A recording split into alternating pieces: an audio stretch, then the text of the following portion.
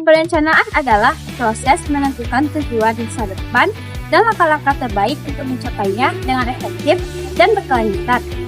Nah, dalam perencanaan terdapat tahapan utama, yaitu mengidentifikasi masalah, mengumpulkan data, menganalisis kondisi, merumuskan tujuan, mencari alternatif cepat, memilih alternatif terbaik, merumuskan perencanaannya, dan hingga tahap mengimplementasi dan mengevaluasi.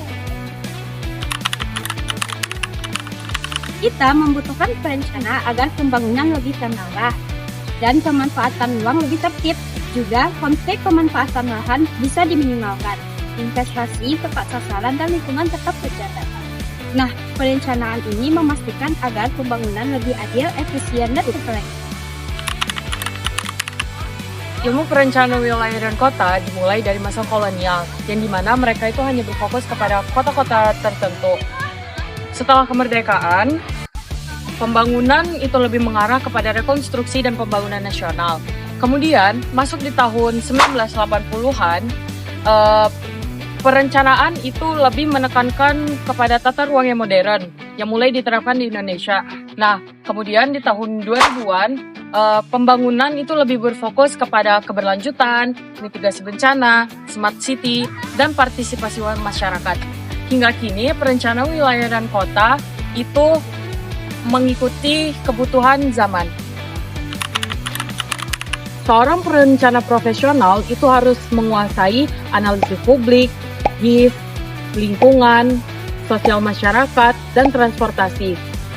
Peluang karir dari perencana itu ada Bapeda, Dinas Tata Ruang, Dinas Perhubungan, konsultan, lembaga riset, dan developer properti, serta bisa juga memasuki dunia geospasial dan smart city. Nah, profesi perencanaan ini sangat berperan penting dalam mengarahkan suatu wilayah dan suatu kota untuk di masa depan. Perbedaan ruang lingkup wilayah dan juga kota. Pada ruang lingkup wilayah, cakupannya lebih luas seperti pada provinsi dan juga kabupaten. Fokus pada ruang lingkup wilayah itu seperti pada hubungan antar kawasan, pertumbuhan ekonomi wilayah, sampai pada jaringan transportasi regional. Sementara pada ruang lingkup kota, cakupannya lebih sempit dibandingkan ruang lingkup wilayah. Dan juga berfokus pada tata guna lahan, pemukiman, dan juga fasilitas umum dan desain ruang kota. Pada perencanaan wilayah, kajiannya mencakup struktur ruang ekonomi wilayah. Contoh produknya adalah RT/RW provinsi, RT/RW kabupaten, dan rencana kawasan strategis. Untuk perencanaan kota, kajiannya mencakup tata guna lahan, utilitas, dan mobilitas kota. Contoh produknya adalah RDTR, RTBL, dan Master Plan Transportasi Kota. Dan ada juga beberapa isu PWK yang bisa dijadikan sebagai perumusan solusi bagi para stakeholder dan juga pemerintahan. Di antaranya ialah adanya kemacetan, banjir, krisis air bersih, penurunan kualitas lingkungan, munculnya permukiman kumuh, dan lain-lain. Yang dimana isu-isu tersebut bisa dijadikan sebagai perumusan solusi tata ruang bagi para stakeholder dan bagi para bagian pemerintahan.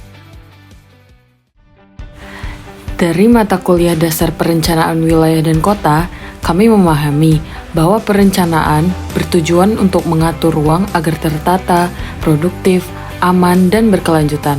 Kami juga menyadari masih banyak hal yang perlu dipelajari, seperti penguasaan GIS, analisis tata ruang, pemahaman regulasi, hingga penerapan teknologi dalam perencanaan kota.